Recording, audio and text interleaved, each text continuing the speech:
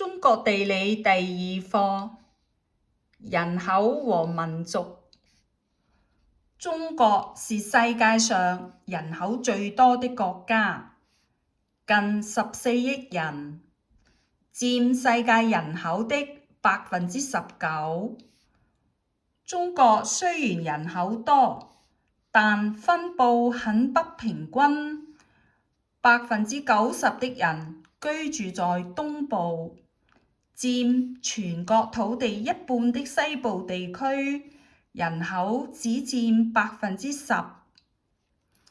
在中國廣闊的土地上，居住着56個民族。漢族人口最多，佔全國人口的91%。其他55個少數民族的人口有1億多，其中主要有藏族、蒙古族、回族、維吾爾族、藏族、滿族等。